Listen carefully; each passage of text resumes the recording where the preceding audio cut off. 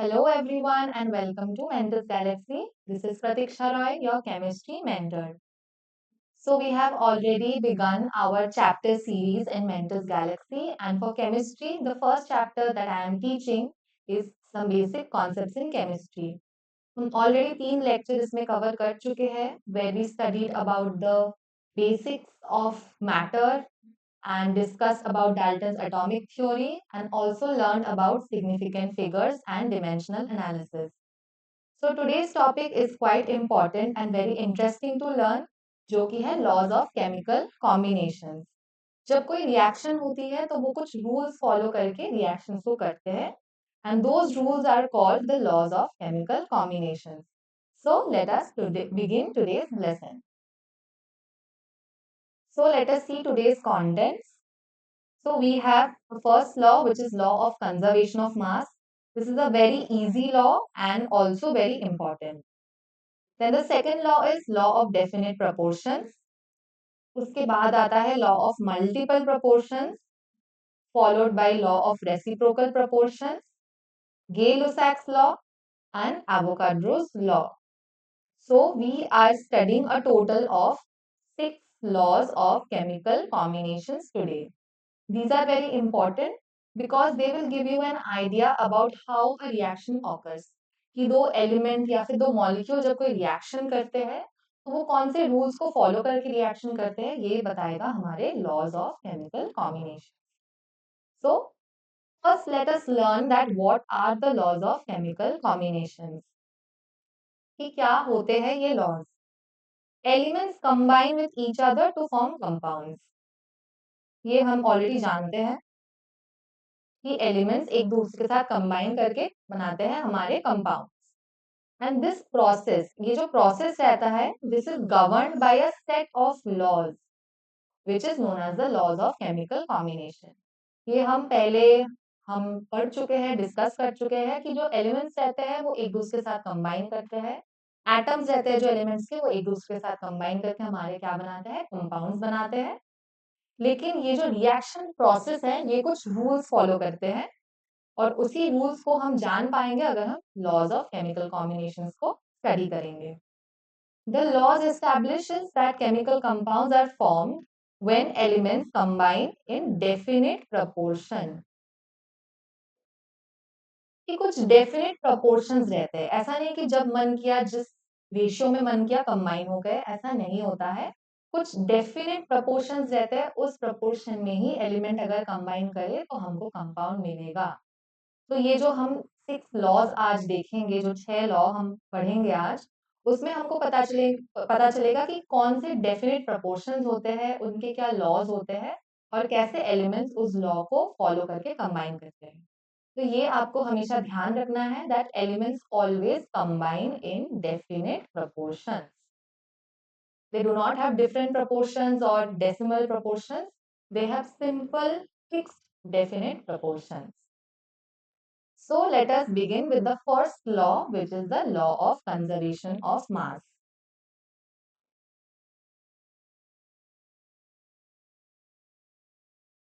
So the law was proposed by Antoine Lavoisier.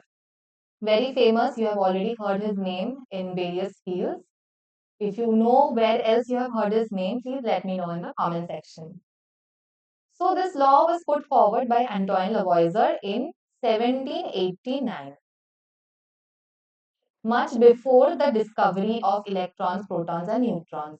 तो इसके पहले ही ये लॉ उन्होंने बताया था, लॉ ऑफ कंजर्वेशन ऑफ मास, जिसका जिक्र हमने डाल्टन की एटॉमिक थ्योरी में भी देखा था कि atoms always follow the law of conservation of मास.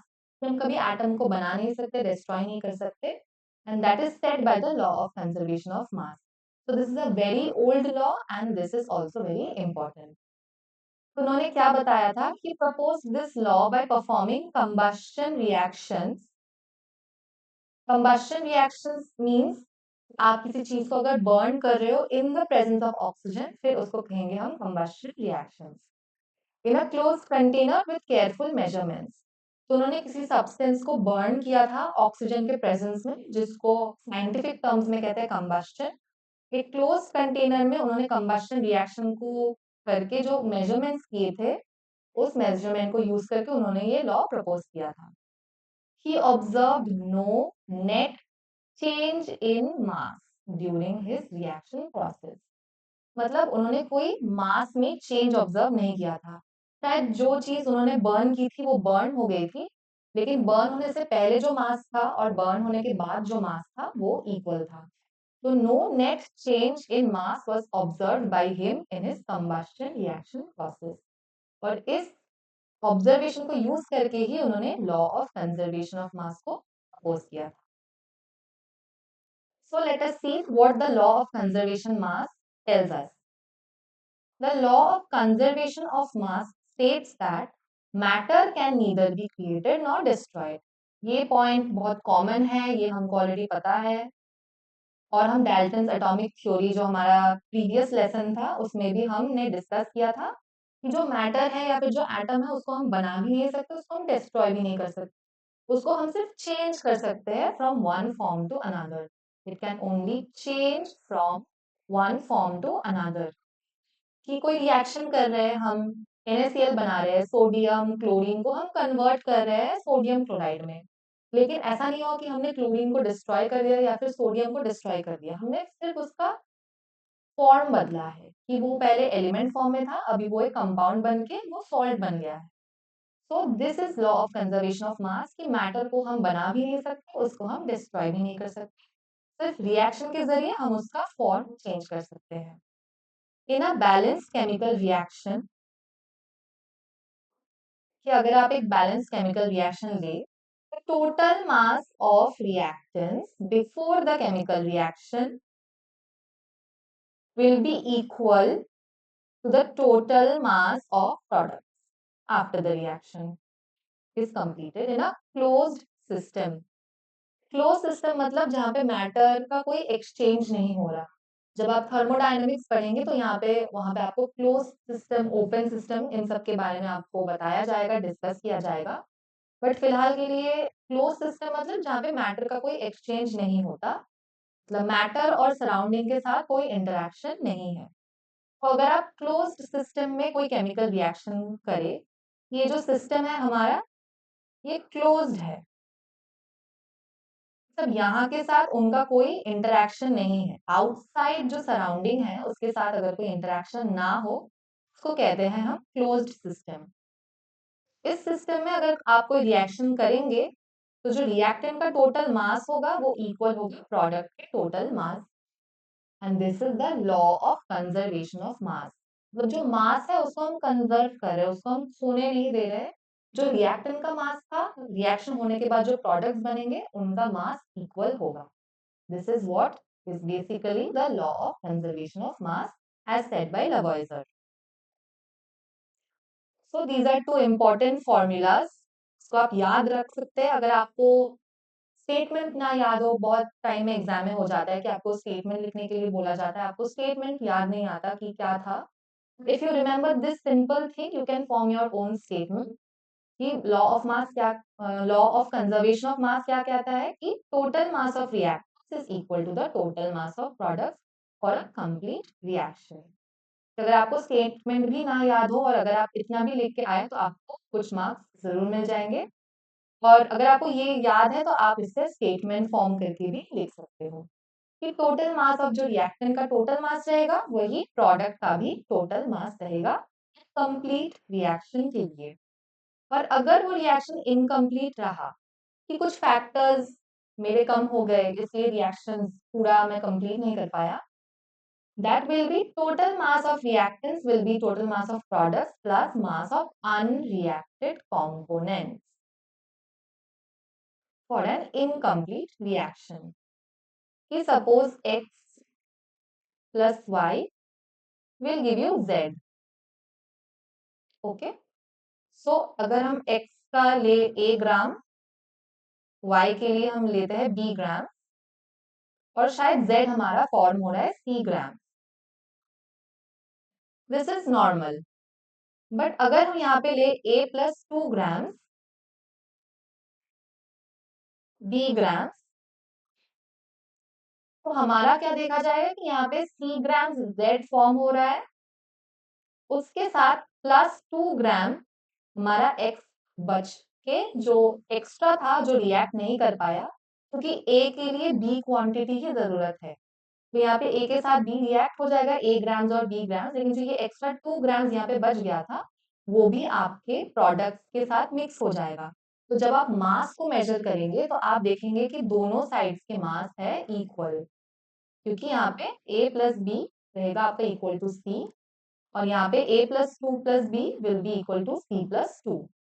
सो अगर कोई इनकम्प्लीट रिएक्शन रही, बहुत सारे फैक्टर्स होते हैं कि आपका कैटलिस्ट खत्म हो गया या फिर कोई भी आपका फ्यूल खत्म हो गया, तो अगर रिएक्शन इनकम्प्लीट रही, the total mass of reactant will be the total mass of product plus the mass of unreacted component. जो कंपोनेंट यहाँ पे रिएक्शन नहीं की है वो भी वहां पे रहेगा, इसलिए मास जो है, टोटल मास हमेशा सेम रहेगा, कंजर्व्ड रहेगा। This is the law of conservation of मास। कुछ बहुत सिंपल एग्जांपल्स देख लेते हैं एक बार, ये बहुत ही इजी एक लॉ है, so it will be very easy for you to understand also. So this is a very basic reaction carbon dioxide के लिए, carbon plus oxygen is carbon dioxide. तो यहाँ पे देखिए कार्बन का कितना मास रहता है, 12 gram atomic mass we know. Oxygen का कितना रहता है, एक ऑक्सीजन का रहता है 8, सो O2 है, सो 2 इंटू, सॉरी एक ऑक्सीजन का रहता है 16, so since it is O2 it is 2 into 16 grams which is 32 grams। और कार्बन डाइऑक्साइड के मास को भी अगर आप ऐड करेंगे, एक कार्बन और दो ऑक्सीजन, आपको मिलेंगे यहाँ पे 44 ग्राम। सिमिलरली यहाँ पे भी अगर आप 12 प्लस 32 करेंगे, वो आपका हो जाएगा 44 ग्राम। एक कार्बन के लिए 12 ग्राम, एक ऑक्सीजन के लिए होता है 16 ग्राम, लेकिन यहाँ पे O2 है, ऑक्सीजन मॉलिक्यूलर फॉर्म में है, इसलिए ये हो जाएगा 16 इंटू 2 32। इनको ऐड करके आपको मिलेगा 44 ग्राम्स, एंड वही आपके प्रोडक्ट साइड में भी 44 ग्राम्स ही कार्बन डाइऑक्साइड प्रोड्यूस होगा। सो this is the basic ratio. अब फिर अगर आप इस रेशियो को चेंज करें कि 12 ग्राम्स की जगह यहाँ पे 6 ग्राम्स ले, तो ऑक्सीजन और कार्बन डाइऑक्साइड का भी जो अमाउंट है वो बदल जाएगा, and that we will see stoichiometry. I have already discussed a topic of stoichiometry, so please check that out. So this is very simple, the law of conservation of mass. So यहाँ पे दो और reactions है, H2 plus O2. So H हमारे hydrogen का मास रहता है 1, so 2 into 1 ये हो जाएगा हमारे 2 ग्राम्स, और O2 का हमको पता है 30, और यहाँ पे कितने हैं हाइड्रोजन, यहाँ पे भी हो जाएंगे हमारे 2 into 1, यहाँ पे 1 ऑक्सीजन है, so 16। बट अगर आप ऐड करके देखेंगे तो ये दोनों हमारे वैल्यूज मैच नहीं हो रहे। यहाँ पे आ जाएगा आपका 34 ग्राम्स और यहाँ पे आपका 18 gram. So why is this happening? If you had paid attention, जब मैं एक्सप्लेन कर रही थी law of conservation of mass, मैंने एक चीज वहां पे अंडरलाइन की थी कि बैलेंस्ड केमिकल रिएक्शन होना बहुत ही जरूरी है। तो यहाँ पे हमारा रिएक्शन बैलेंस नहीं है, इसलिए हमारा लॉ ऑफ कंजर्वेशन ऑफ मास भी फॉलो नहीं हो रहा। So to get the law of conservation of mass, or to verify the law of conservation of mass, we always have to balance. We always have to balance.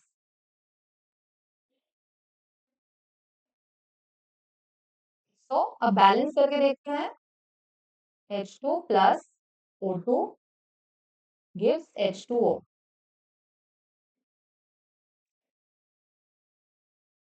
So now our reaction is balanced. कि हमारे यहाँ पे 4 hydrogen है और यहाँ पे 2 oxygen भी है। So now let us calculate our mass. So this will be 4 into 1 equals to 4 grams. O2 का रहता है 32 ग्राम, यहाँ पे कितना रहेगा 4 ग्राम एंड 32 ग्राम, क्योंकि ये हाइड्रोजन 4 है और ऑक्सीजन 2 है। तो अब अगर आप इन दोनों को ऐड करेंगे, you will get 36 grams in both sides. तो जब हमने बैलेंस नहीं किया था तो हमने देखा कि लॉ ऑफ कंजर्वेशन ऑफ मास हम प्रूफ नहीं कर पा रहे। So you always have to balance every chemical reaction to understand the laws of chemical combination. Balance इसीलिए करते हैं कि लॉ ऑफ केमिकल मतलब जो कॉम्बिनेशंस है, जो लॉज है, वो हम मेंटेन कर सकें। So balancing is very important. Balancing is very important. हर केमिकल रिएक्शन को आपको हमेशा इसलिए बैलेंस करना चाहिए। So I think this is clear now कि बैलेंस करने के बाद we see that the law of conservation of mass is being followed. So this is another one which you also have to balance.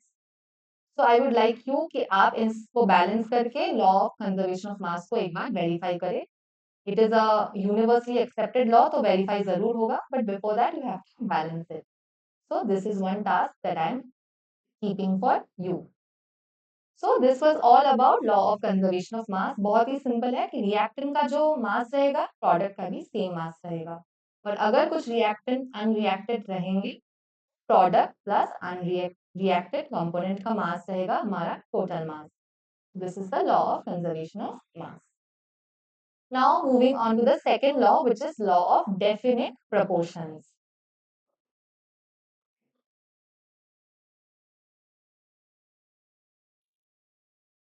So this law was proposed by Joseph Proust.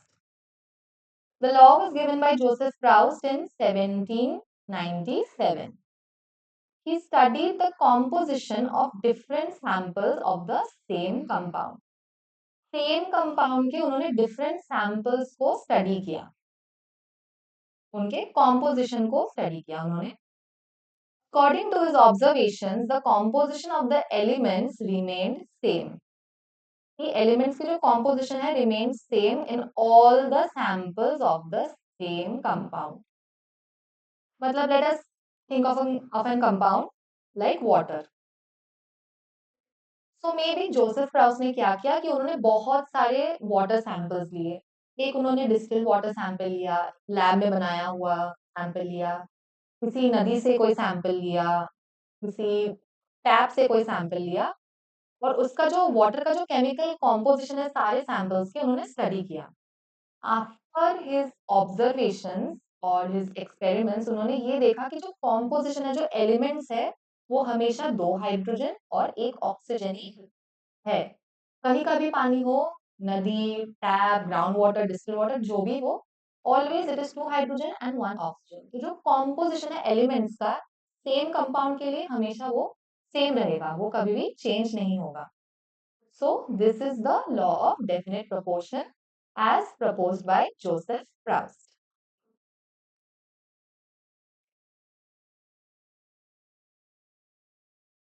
So let us see what the statement of the law of definite proportion is.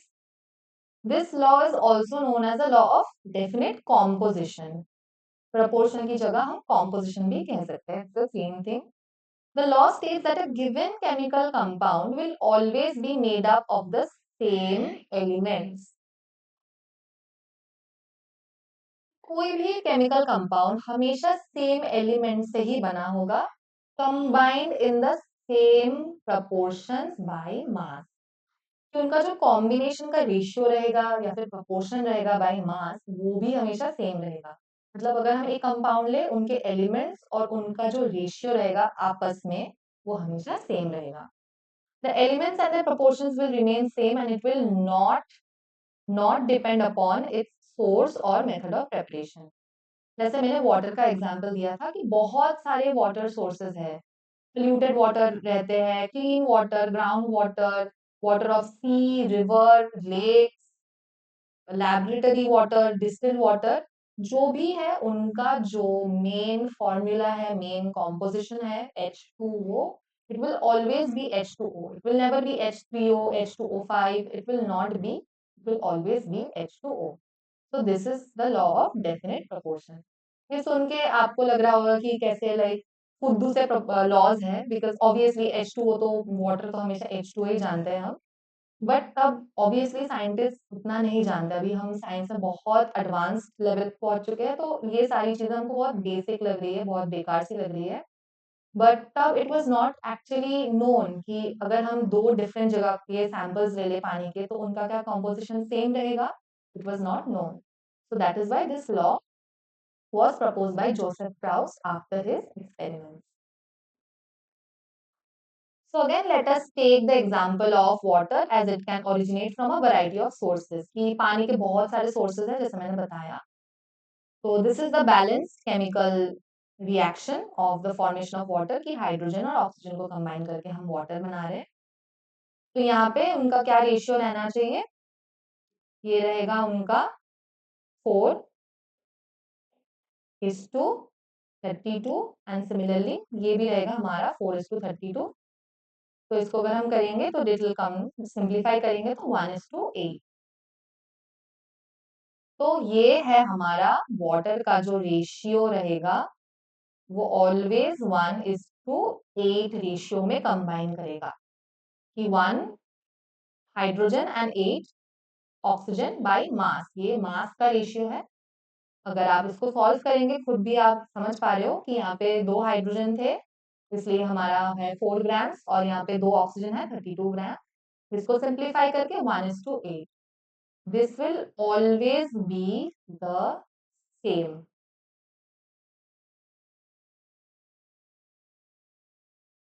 ये जो proportion है 1:8 by mass है ये proportion. I am mentioning it here. 1:8 का जो ये ratio है by mass ये वाटर के लिए हमेशा रहेगा फिक्स एंड फिक्स. आप किसी भी सोर्स का वाटर ले लो हमेशा 1:8 by mass के रेशियो में ही वाटर पाया जाएगा. वाटर का फॉर्मूला रहेगा और 1:8 रेशियो में ही हाइड्रोजन और ऑक्सीजन एक दूसरे के साथ करेंगे combine. So this is the simple law of definite proportions. We can take another example of carbon dioxide. Carbon dioxide के भी जैसे बहुत सारे सोर्स होते हैं. कुछ कार्बन डाइऑक्साइड नेचुरली हमारे एटमॉस्फेयर में रहता है. प्लांट्स हम जो रेस्पिरेशन करते हैं हम देते हैं कार्बन डाइऑक्साइड. जो पल्यूटेंट्स रहते हैं व्हीकल एग्जॉस्ट इंडस्ट्री बहुत सारे सोर्सेज रहते हैं जहां से कार्बन डाइऑक्साइड हमको मिलता है जहां से वो रिलीज होता है. लेकिन the ratio will always be the same. यहाँ पे है एक carbon which is 12 gram and 2 oxygen which is 32 grams. So the ratio is 12:32. इसको अगर हम सिंप्लीफाई करेंगे तो आ जाएगा हमारा 3:8. तो ये रहा कार्बन डाइऑक्साइड का ratio by mass will always be 3:8. मतलब कार्बन और ऑक्सीजन हमेशा 3:8 रेशियो बाय मास में ही कंबाइन करेंगे to form carbon dioxide. So this is it. Similarly carbon monoxide के लिए उनका रेशियो चेंज हो जाएगा. तो you can simply find out कि कौन सा रेशियो रहेगा कार्बन मोनोऑक्साइड के लिए and please let me know in the comment section. But carbon dioxide का रेशियो हमेशा 3:8 रहेगा कार्बन और ऑक्सीजन का बाय मास. और वाटर के लिए वो रेशियो हो जाएगा 1:8 by mass for hydrogen and oxygen. So this is basically the law of definite proportions. Now it's time for the third law, which is law of multiple proportions.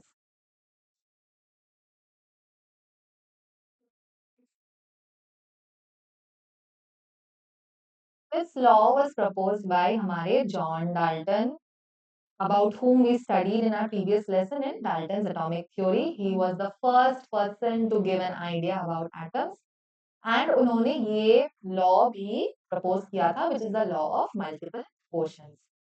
This law was proposed by John Dalton in 1803.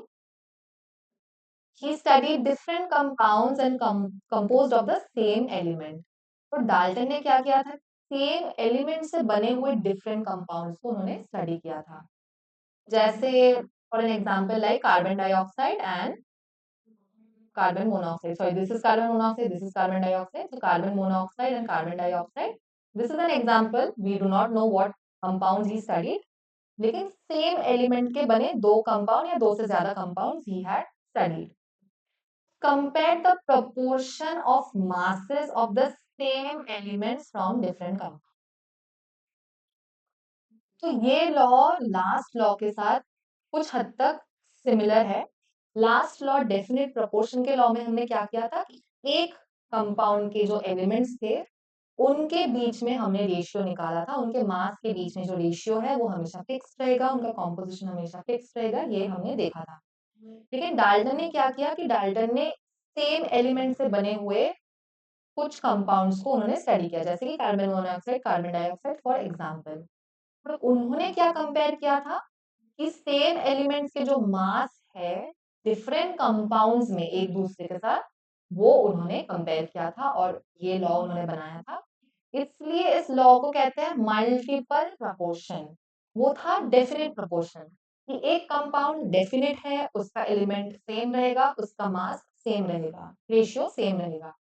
लेकिन multiple proportion मतलब same element से बने multiple compounds, इसलिए इसको कहते हैं law of multiple proportion. देख लेते हैं कि ये लॉ क्या कहता है।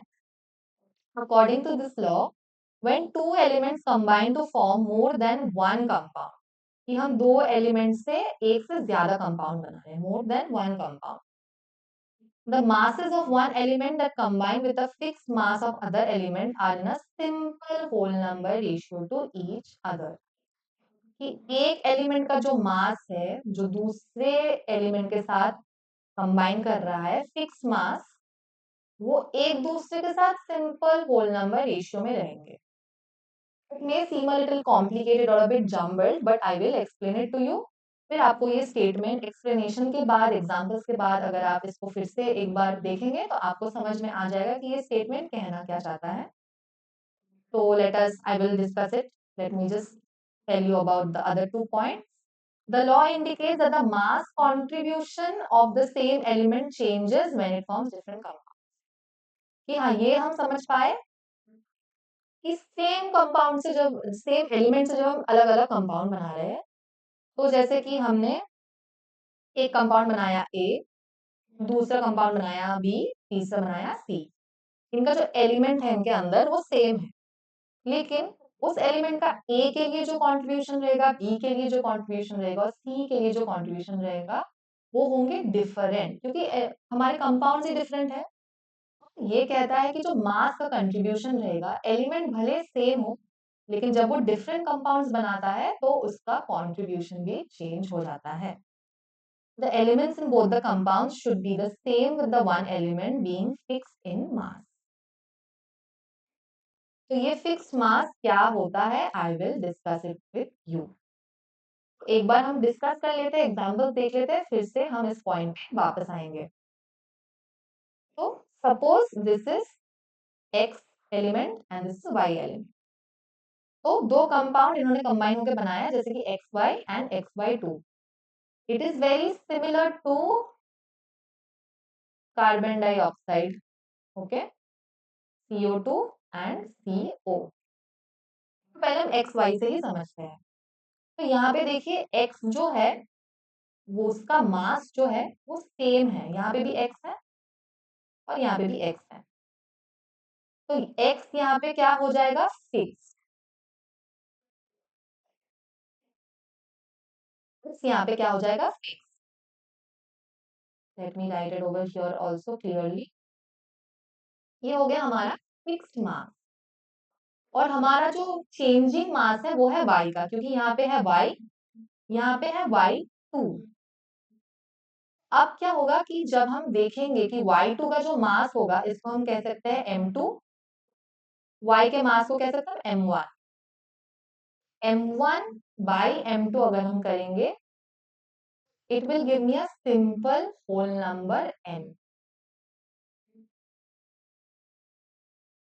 Give me a simple whole number n। मतलब अगर हम इन दोनों मास को, एलिमेंट हमारा सेम है लेकिन ये एलिमेंट डिफरेंट डिफरेंट कंपाउंड बना रहा है, उस एलिमेंट का जो कंट्रीब्यूशन है, इस एलिमेंट में m1 कंट्रीब्यूशन है, इस एलिमेंट में m2 कंट्रीब्यूशन है, इन दोनों का जो रेशियो है वो हमेशा एक सिंपल रेशियो होगा, सिंपल होल नंबर रहेगा।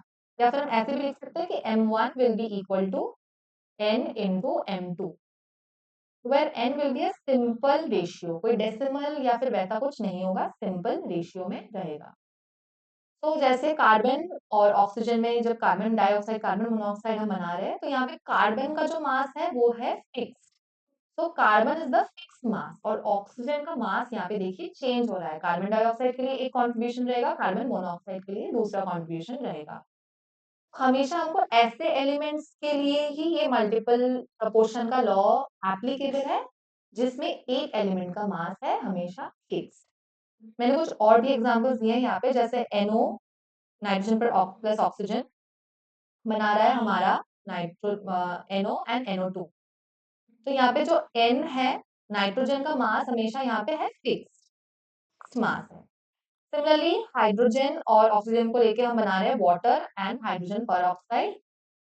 H2O और H2O2 में फिर से हाइड्रोजन का जो मास है वो है फिक्स्ड। तो ये लॉ ऑफ मल्टीपल प्रोपोर्शंस हमेशा आपको ध्यान रखना है कि ऐसे दो कंपाउंड्स में आपको कंपेयर करना है जिनमें एक एलिमेंट का मास फिक्स रहना चाहिए। तो now we are just going back to the points. इस पॉइंट को एक बार देखते हैं। ये पॉइंट तो हमको समझ में आ गया कि कॉन्ट्रीब्यूशन अलग रहेगा। According to this law, when two elements combine to form more than one compound, the masses of one element that combine with a fixed mass of other element are in simple whole number ratio to each other. मतलब y का जो मास है वो x के fix mass के साथ combine कर रहा है। एक में वो y2 बना रहा है, एक में वो xy बन के ही रह रहा है। तो ये जो y2 में जो y का मास है और y में जो मास है वो एक दूसरे के साथ सिंपल होल नंबर रेशियो में रहेंगे। And the elements in both the compounds should be the same with the one element being fixed in mass. एक एलिमेंट हमेशा फिक्स्ड मास में रहना चाहिए, वरना ये लॉ ऑफ मल्टीपल प्रोपोर्शंस आप अप्लाई नहीं कर पाएंगे। तो ये जो सारे एग्जांपल्स मैंने यहाँ पे दिए हैं, यहाँ पे देखिए सारे जो है मास फिक्स्ड है। जो फिक्स मास वाले हैं उनका वो फिक्स है, उसके साथ कोई और एलिमेंट है जो चेंज हो रहा है। सो this is the law of multiple proportion. तो यू कैन कंपेयर कि यहाँ पे ऑक्सीजन का मास रहेगा कितना, 16 रहेगा। यहाँ पे कितना रहेगा, 16 इंटू 2 रहेगा 32। तो अगर हम 32/16 करेंगे it will be 2, which is a simple whole number ratio. Similarly यहाँ पे है 16, यहाँ पे है 32। Again if you do 32/16 it will be 2। तो ये जो रेशियो है हमेशा ये सिंपल होल नंबर रेशियो में ही रहेगा। सिमिलरली यहाँ पे भी वैसा ही होगा। जो फिक्स मास रहेगा जिस एलिमेंट का, उसको हम कुछ नहीं करेंगे, उसको डिस्टर्ब नहीं करेंगे, वो जैसा है वैसा ही रहेगा।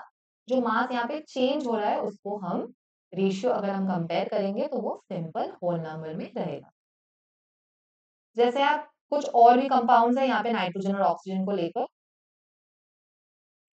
तो मैंने यहाँ पे लिखा है NO2, N2O, N2O3।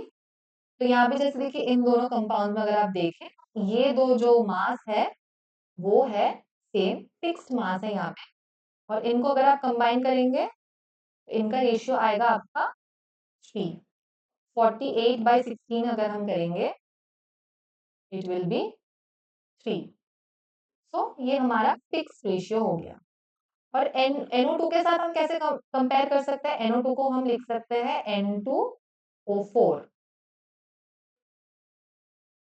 अगर हम 2 से मल्टीप्लाई कर देंगे तो N2O4 हो जाएगा। तो अगर N2O4 हो गया तो N2 का होगा 28 and O4 will be 16 into 4 will be 64। फिर से अगर आप ऑक्सीजन का मास कंपेयर करेंगे एक दूसरे के साथ, हमेशा आपको एक होल नंबर रेशियो में मिलेगा। सो this is the law of multiple proportion. इसमें जो पॉइंट हमें याद रखना है कि एक फिक्स्ड मास होना चाहिए हमेशा।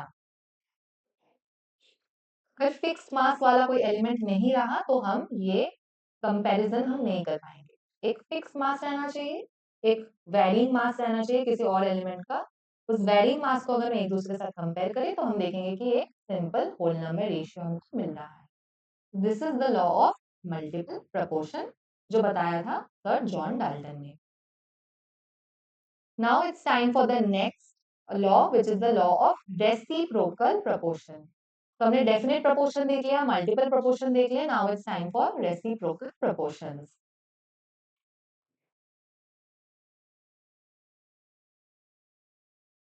So this law was proposed by Jeremiah Benjamin Richter and it was proposed in 1791. Law of reciprocal proportions. This law is the fundamental principle of stoichiometry.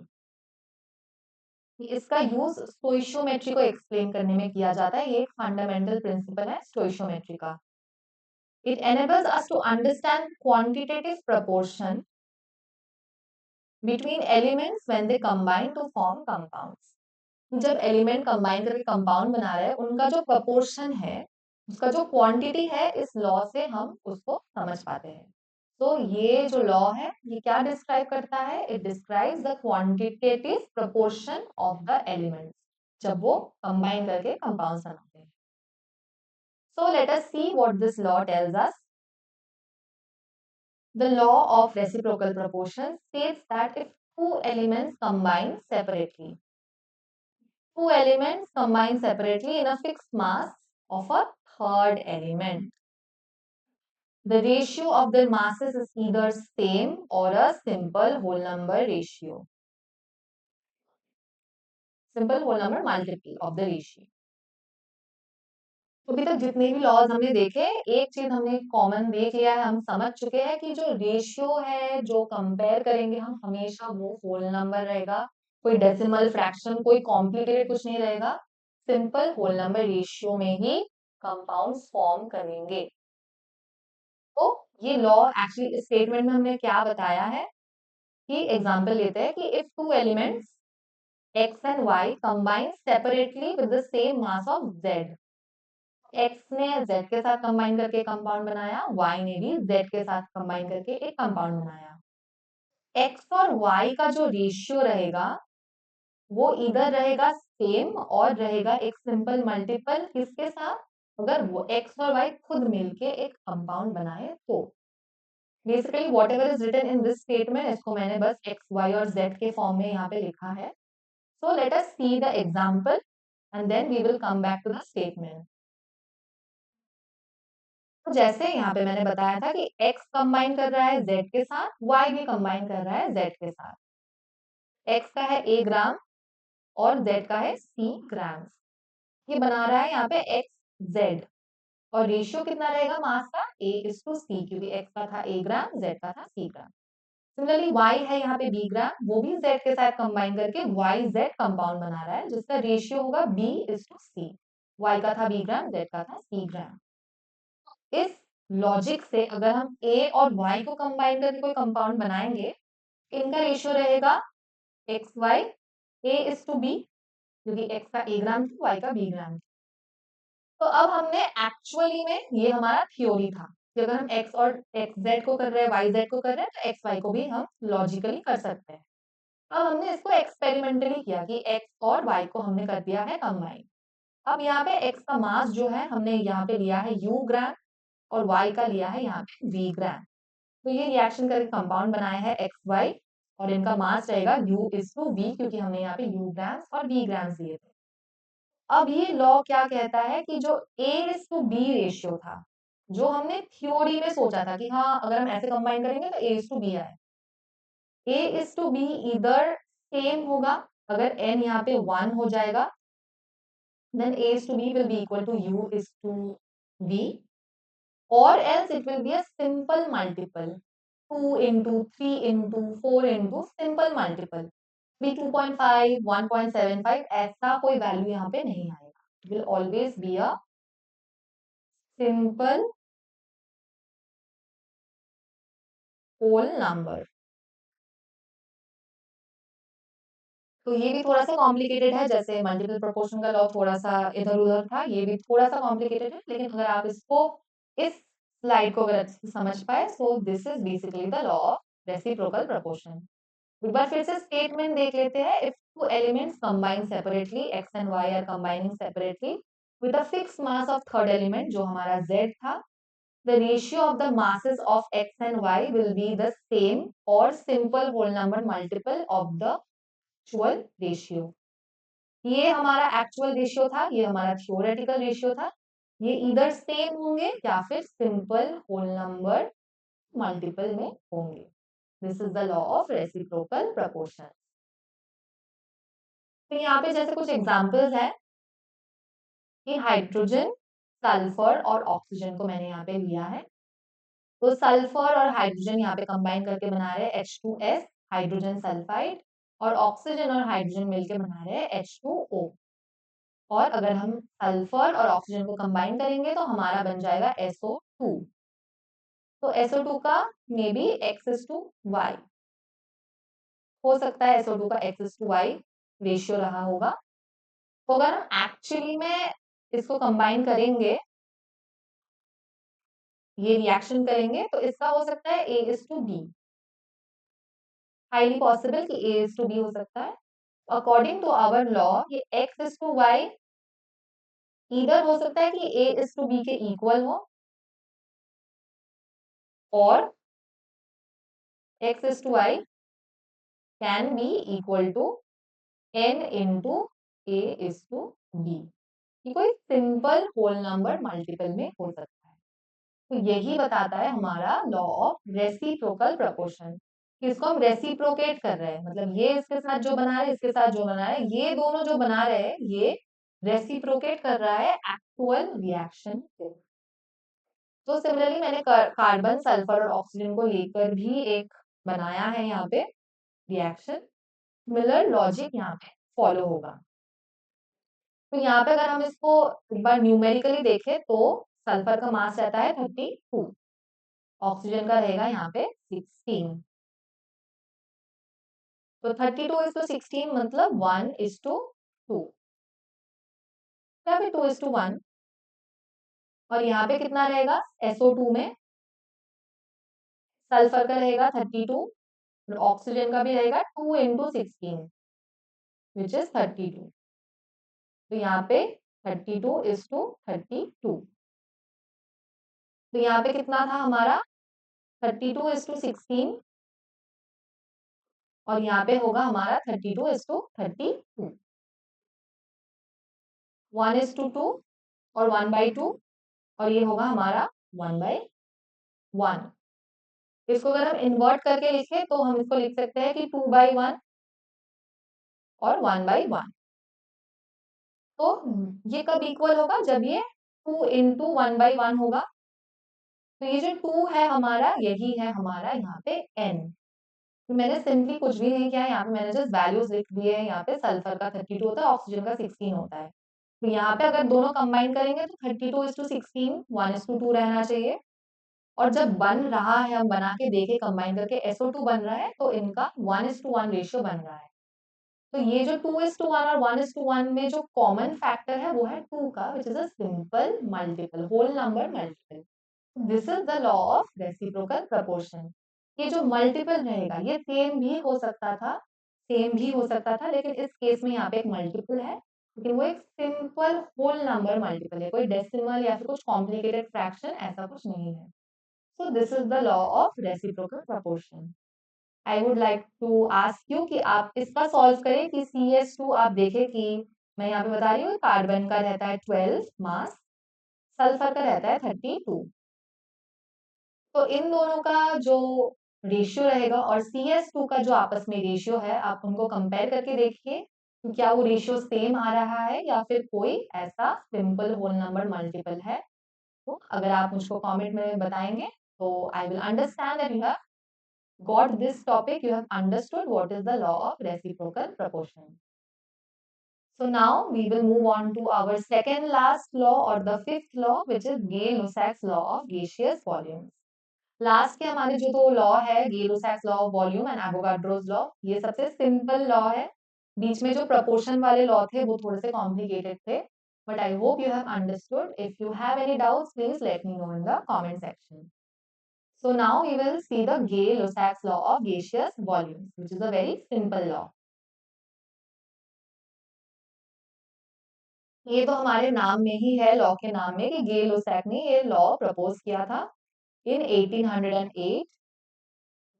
It refers to the proportionality of the volume of gases in a reaction. कि अब हम बात करेंगे, इतने देर तक जो हमने laws पढ़े, चार लॉज पढ़े, conservation of mass, definite proportion, multiple proportion, reciprocal proportion, जो चार लॉज पढ़ के आए, वहां पे हमने सिर्फ मास के बारे में डील किया। जो भी रेशियो निकाला, जो भी लॉज बनाए, जो भी हुआ, सब मास को इन्वॉल्व करके था। गेल-लुसाक का जो लॉ है, वो है गैसियस वॉल्यूम, गैस का जो वॉल्यूम रहता है, जो गैसियस कंपोनेंट्स रहते हैं, जो गैसियस एलिमेंट्स रहते हैं, उनका जो वॉल्यूम को लेके उन्होंने ये लॉ बनाया है। वॉल्यूम का जो प्रपोर्शन है, proportionality of the volume of gases. तो ये फर्स्ट लॉ है जिसमें हमने वॉल्यूम की बात की है, मास की बात नहीं की है। His observations were based on the study of gaseous compounds in a chemical reaction. gaseous compound को उन्होंने स्टडी किया, स्टडी करके ये लॉ उन्होंने प्रपोज किया था, which is the law of gaseous volumes. तो हम देख लेते हैं कि ये लॉ क्या कहता है। According to this law, when gases combine in a chemical reaction to form a compound or a product, they do so in a simple ratio. एक ही कहानी रिपीट हो रही है सिंपल रेशियो की, कि जब भी कंबाइन होगा, वॉल्यूम हो, मास हो, जो भी हो, हमेशा उनका रेशियो जो रहेगा आपस में वो सिंपल रेशियो में कंबाइन करेंगे।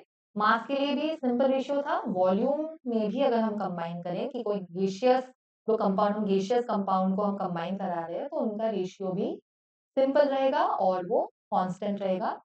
लेकिन वो वॉल्यूम को कांस्टेंट रखने के लिए हमारा टेम्परेचर और प्रेशर को कांस्टेंट रहना बहुत जरूरी है। आप थर्मोडायनेमिक्स में देखेंगे कि अगर हम टेम्परेचर या फिर प्रेशर को चेंज कर देते हैं तो वॉल्यूम भी चेंज हो जाता है। तो इस लॉ को स्टडी करने के लिए या फिर प्रूव करने के लिए हमेशा कांस्टेंट टेम्परेचर और प्रेशर मेंटेन करना बहुत ही जरूरी है। अगर आप कांस्टेंट टेम्परेचर प्रेशर में दो गैस को कंबाइन करेंगे तो वो एक सिंपल होल नंबर रेशियो में कंबाइन होंगे। The other physical conditions like pressure and temperature must remain unchanged. उनको चेंज नहीं करना है, उनको कांस्टेंट रखना है, क्योंकि अगर हम प्रेशर टेम्परेचर को चेंज कर देंगे तो वॉल्यूम भी चेंज हो जाएगा। And this law is only applicable for gaseous reactions. Gaseous compounds, जो कंपाउंड गेशियस स्टेट में ही गैस के स्टेट में रिएक्ट करते हैं, उनके लिए ही सिर्फ एप्लीकेबल है। सो वेरी सिंपल लॉ कि जो प्रोडक्ट बनेगा, जो रिएक्टेंट्स रहेंगे, सबके बीच में एक रेशियो रहेगा, सिंपल होल नंबर रेशियो। ये कोई law of conservation of volume नहीं है। I want to emphasise this क्योंकि समटाइम्स स्टूडेंट्स में गेट कंफ्यूज। यहाँ पे हम कंजर्वेशन की बात नहीं कर रहे हैं, यहाँ पे हम कर रहे हैं किसकी बात, हम रेशियो की बात कर रहे हैं कि रेशियो हमेशा एक सिंपल होल नंबर रेशियो में रहेगा, कि रेशियो एक सिंपल होल नंबर में रहेगा एक दूसरे के साथ। Suppose there is an element gas A combining with 2B and it is giving 4AB. ये सब है हमारे गैस, क्योंकि अगर ये गैसियस रिएक्शन नहीं है तो ये लॉ एप्लीकेबल भी नहीं है। तो सपोज इसका 1 वॉल्यूम है, 2 वॉल्यूम है, 4 वॉल्यूम है, क्योंकि इसको हम स्टोइशियोमेट्री देखते हैं कि इसके सामने कुछ नहीं है, मतलब 1 है, ये 2 वॉल्यूम्स है, 4 वॉल्यूम्स है। तो मे बी अगर हम इसको 10 ml ले तो ये लगेगा हमारा 20 ml, और ये जो बन के जो प्रोडक्ट बनेगा वो रहेगा 40 ml। नाउ ये कंजर्वेशन नहीं है कि 10 प्लस 20 करके हमको 30 मिलना चाहिए था, ऐसा नहीं है। ये वॉल्यूम का रेशियो है, तो इनका जो रेशियो है देखिए वो रहेगा 1:2:4। जब रिएक्टेंट्स के साथ प्रोडक्ट का या फिर रिएक्टेंट्स के साथ एक दूसरे के बीच में जो रेशियो है वो सिंपल रेशियो है 1:2:4। तो यही कह रहा है हमारा गे-लोसैक्स का लॉ ऑफ गेशियस वॉल्यूम्स, कि जो वॉल्यूम्स रहेंगे वो कंजर्व ना हो सके, रेशियो उनका एक रहेगा जो रहेगा कांस्टेंट टेम्परेचर और प्रेशर में। अगर आप सेम टेम्परेचर प्रेशर में कोई भी वॉल्यूम लेंगे, मतलब यहाँ पे अगर हम ले 20 ml, ये हो जाएगा हमारा 40 ml, और ये होना चाहिए हमारा 80 ml। तो अगर हम करें 20:40:80, इसको अगर आप सिंप्लीफाई करेंगे तो इट विल बी 1:2:4। ये कब रहेगा, जब कांस्टेंट रहेगा हमारा टेम्परेचर और हमारा प्रेशर, तो फिर ये रेशियो हमेशा सेम रहेगा। लेकिन अगर आप टेम्परेचर प्रेशर को चेंज कर दो तो ये रेशियो बदल जाएगा। तो इस रेशियो में ही आप अगर 20 ml लो, 30 ml लो, तो ऐसे रेशियो चेंज करके बेसिक रेशियो जो रहेगा 1:2:4 हमेशा सिंपल रेशियो में रहेंगे। कुछ रियल टाइम एग्जांपल्स लेते हैं, जैसे मैंने यहाँ पे हाइड्रोजन गैस, क्लोरीन गैस को कंबाइन करके हमने हाइड्रोक्लोरिक एसिड बनाया, जो कि अभी गैसियस फॉर्म में है। जब आप इसको अगर आप देखेंगे हाइड्रोक्लोरिक एसिड का प्रोडक्शन, तो इस गैस को फिर कंडेंस करके हम एसिड लिक्विड फॉर्म में लाते हैं, लेकिन वो इनिशियली गैस गैस स्टेट में ही वो फॉर्म होता है। तो यहाँ पे देखिए 1 वॉल्यूम 2 वॉल्यूम, तो ये रेशियो है 1:1:2। तो this is the simple ratio. तो यहाँ पे हम 10 ml ले, 10 ml ले तो 20 ml हमारा बनेगा HCl। सिमिलरली अगर हम यहाँ पे 20 ml ले, क्लोरीन गैस भी हमको 20 ml चाहिए होगा, तो यहाँ पे बन जाएगा हमारा 40 ml। सारे रेशियोज जो है 1:1:2 में ही रहेंगे अगर प्रेशर और टेम्परेचर कांस्टेंट रहा। तो बहुत इंपॉर्टेंट है कि प्रेशर और टेम्परेचर को हमको यहाँ पे चेंज नहीं करना है, उसको हमेशा हमको कांस्टेंट रखना है। सिमिलरली ये भी एक अमोनिया का प्रोडक्शन है, वो भी एक गैसियस रिएक्शन है। हाइड्रोजन, नाइट्रोजन एंड अमोनिया सब गैस है यहाँ पे। तो रेशियो देख लेते हैं, 3 volumes of hydrogen, 1 volume of nitrogen and 2 volumes of ammonia. तो रेशियो जो रहेगा 3:1:2 के रेशियो में ये हमेशा रहेगा। तो अगर हम यहाँ पे नाइट्रोजन को 20 ml ले ले, यहाँ पे हमको हाइड्रोजन लेना होगा 60 ml, और यहाँ पे हमारा अमोनिया कितना बनेगा, हमारा अमोनिया बनेगा यहाँ पे 40 ml। फिर से आप रेशियो निकालेंगे तो 3:1:2 रहेगा अगर सेम टेम्परेचर और प्रेशर को आप मेंटेन करें। तो this is the simple law of gaseous volumes, जो गेल लोथैक ने बताया था कि जो रेशियो रहेंगे कांस्टेंट टेम्परेचर प्रेशर में, वो सिंपल होल नंबर में रहेंगे, कोई फ्रैक्शन, कोई डेसिमल, ऐसा कुछ नहीं रहेगा। Very simple law of the gaseous volumes. Now, the last law for today is the Avogadro's law, and it is also a very simple law. इसमें भी volume का mention है. So let us see what this law tells us.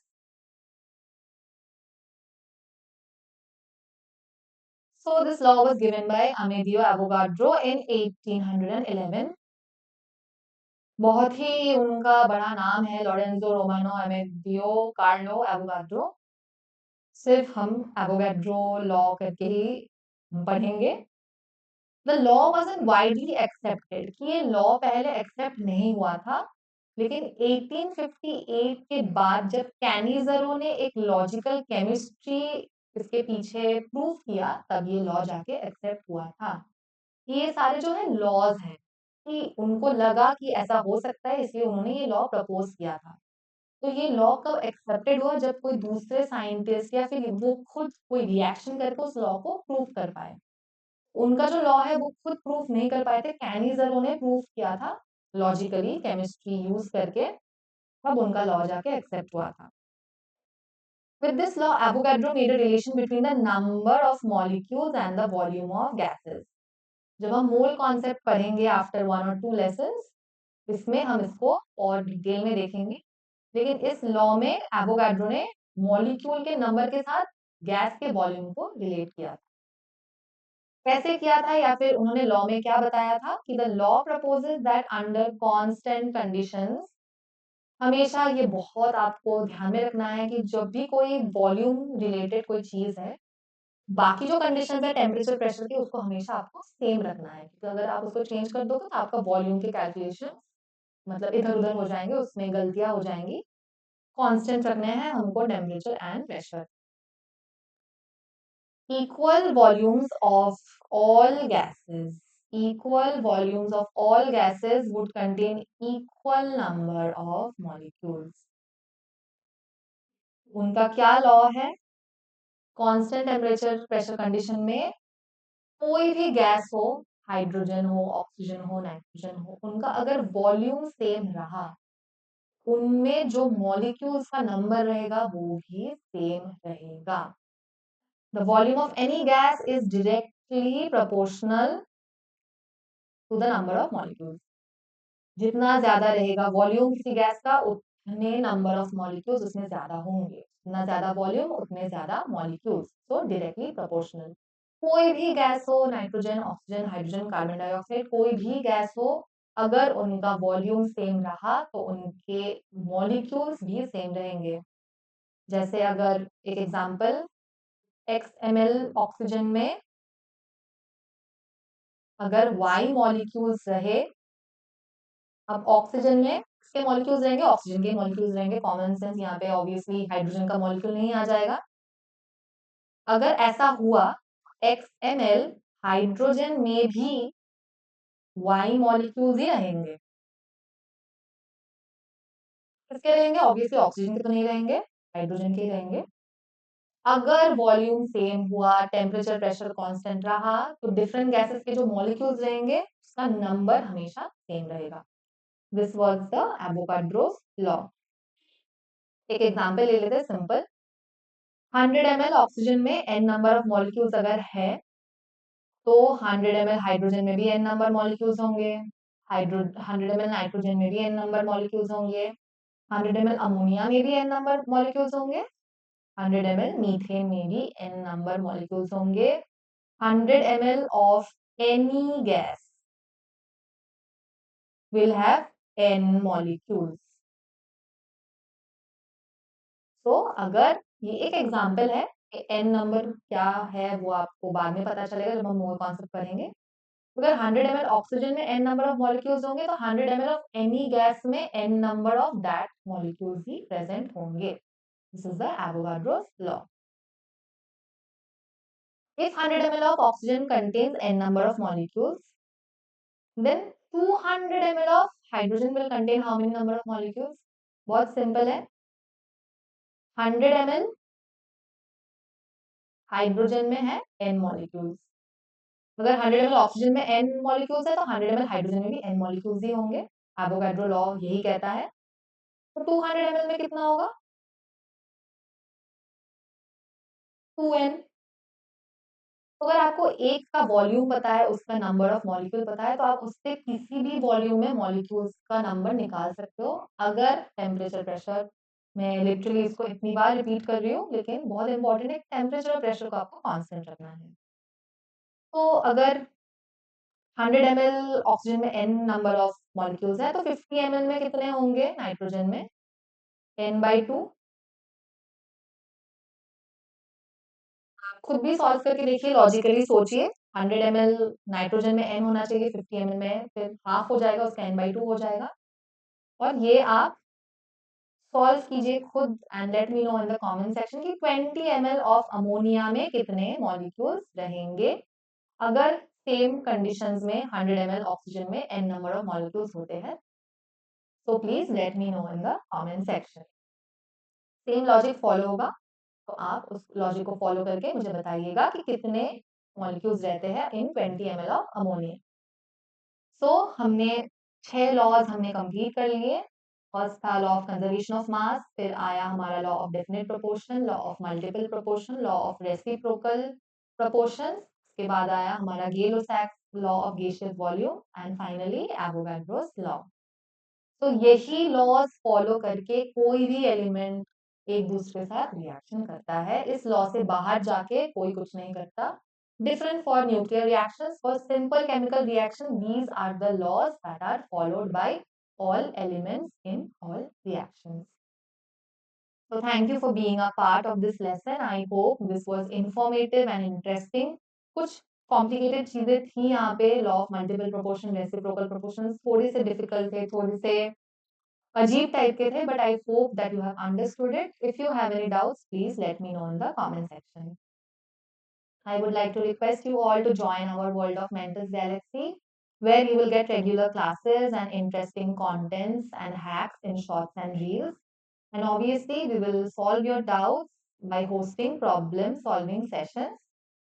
Please subscribe to our YouTube channel and follow our Instagram page for more updates. Thank you so much for being a part of Mentors Galaxy. If you haven't subscribed already, please subscribe to our YouTube channel and stay tuned for more updates. Thank you so much.